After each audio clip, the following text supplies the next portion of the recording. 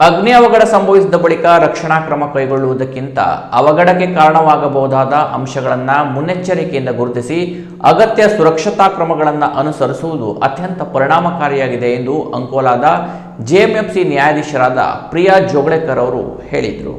ಅಂಕೋಲಾ ಅಗ್ನಿಶಾಮಕ ಠಾಣೆಯ ಆವರಣದಲ್ಲಿ ತಾಲೂಕು ಕಾನೂನು ಸೇವಾ ಸಮಿತಿ ಹಾಗೂ ವಿವಿಧ ಇಲಾಖೆಗಳ ಸಹಯೋಗದಲ್ಲಿ ಅಂಗನವಾಡಿ ಕಾರ್ಯಕರ್ತೆಯರು ಮತ್ತು ಸಹಾಯಕಿಯರಿಗಾಗಿ ಆಯೋಜಿಸಿದ್ದ ಅಗ್ನಿ ಸುರಕ್ಷತಾ ಅರಿವು ಕಾರ್ಯಾಗಾರ ಉದ್ಘಾಟಿಸಿ ಅವರು ಮಾತನಾಡಿದರು.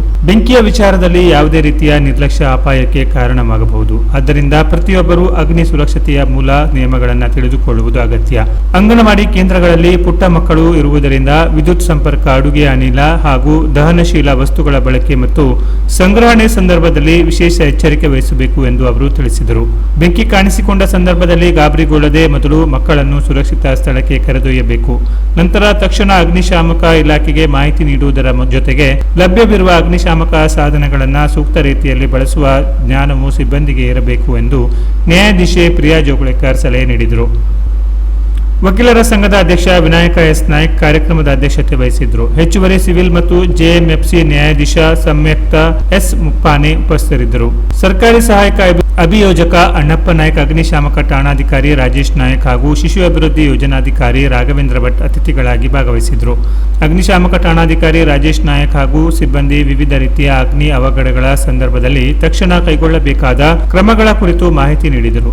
ವಿದ್ಯುತ್ ಶಾರ್ಟ್ ಸರ್ಕ್ಯೂಟ್, ಅಡುಗೆ ಅನಿಲ ಸೋರಿಕೆ ಸೇರಿದಂತೆ ಬೆಂಕಿ ಕಾಣಿಸಿಕೊಳ್ಳುವ ಸಾಧ್ಯತೆ ಇರುವ ಸಂದರ್ಭಗಳಲ್ಲಿ ವಹಿಸಬೇಕಾದ ಮುನ್ನೆಚ್ಚರಿಕೆಗಳನ್ನು ವಿವರಿಸಿದರು. ಕಾರ್ಯಾಗಾರದ ಪ್ರಮುಖ ಆಕರ್ಷಣೆಯಾಗಿ ಅಗ್ನಿಶಾಮಕ ಸಾಧನಗಳ ಬಳಕೆಯ ಕುರಿತು ಪ್ರಾತ್ಯಕ್ಷಿಕೆ ನಡೆಸಲಾಯಿತು. ಬೆಂಕಿಯ ತೀವ್ರತೆ ಹೆಚ್ಚಾಗುವ ಮುನ್ನ ಅದನ್ನು ನಿಯಂತ್ರಿಸುವ ವಿಧಾನ ಹಾಗೂ ಅಗ್ನಿಶಾಮಕ ಉಪಕರಣಗಳನ್ನು ಸುರಕ್ಷಿತವಾಗಿ ನಿರ್ವಹಿಸುವ ಕ್ರಮಗಳನ್ನು ಸಿಬ್ಬಂದಿಗೆ ಪ್ರಾಯೋಗಿಕವಾಗಿ ತೋರಿಸಲಾಯಿತು. ಅಂಗನವಾಡಿ ಕೇಂದ್ರಗಳಲ್ಲಿ ತುರ್ತು ನಿರ್ಗಮನಕ್ಕೆ ಸೂಕ್ತ ವ್ಯವಸ್ಥೆ ಕಲ್ಪಿಸುವುದು, ಮಕ್ಕಳ ಸುರಕ್ಷತೆಗೆ ಆದ್ಯತೆ ನೀಡುವುದು, ವಿದ್ಯುತ್ ಉಪಕರಣಗಳನ್ನು ಎಚ್ಚರಿಕೆಯಿಂದ ಬಳಸುವುದು ಮತ್ತು ಅಡುಗೆ ಸಂದರ್ಭದಲ್ಲಿ ಅಗತ್ಯ ಮುನ್ನೆಚ್ಚರಿಕೆ ವಹಿಸುವ ಕುರಿತು ಕಾರ್ಯಾಗಾರದಲ್ಲಿ ವಿಶೇಷವಾಗಿ ತಿಳಿಸಲಾಯಿತು. ತಾಲೂಕು ಕಾನೂನು ಸೇವಾ ಸಮಿತಿ ಸದಸ್ಯರು, ವಕೀಲರ ಸಂಘದ ಪದಾಧಿಕಾರಿಗಳು, ಶಿಶು ಅಭಿವೃದ್ಧಿ ಯೋಜನೆ ಹಾಗೂ ಅಗ್ನಿಶಾಮಕ ಇಲಾಖೆಯ ಅಧಿಕಾರಿಗಳು ಮತ್ತು ಸಿಬ್ಬಂದಿ, ಅಂಗನವಾಡಿ ಕಾರ್ಯಕರ್ತೆಯರು ಹಾಗೂ ಸಹಾಯಕಿಯರು ಪಾಲ್ಗೊಂಡಿದ್ದರು.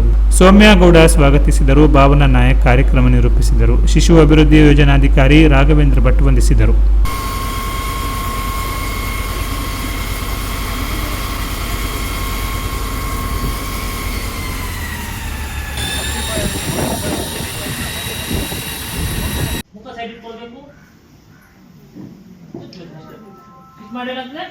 ವಾತಾವರಣದ ಗಾಳಿ ಸಿಗೋದಿಲ್ಲ, ಬೆಂಕಿಯನ್ನ ಆರಿಸುವಂಥದ್ದು.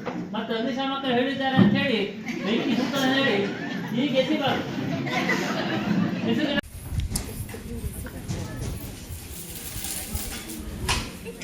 ಆದಷ್ಟು ಹತ್ರ ಹೋದಾಗ ನಮ್ಮ ಬಟ್ಟೆ ನಮ್ಮ ಮರೆಯಾಗಿದೆ. ಹೌದಾ, ಬೆಂಕಿ ಶಾಕ್ ಅಂತ ಒಂದಿಷ್ಟು ಮರ ಇದೆ ನೋಡಿ, ನಿಧಾನ ಮುಚ್ಚಬೇಕು. ಏನಾಗ್ತದೆ ನಮ್ಮ ಕೈ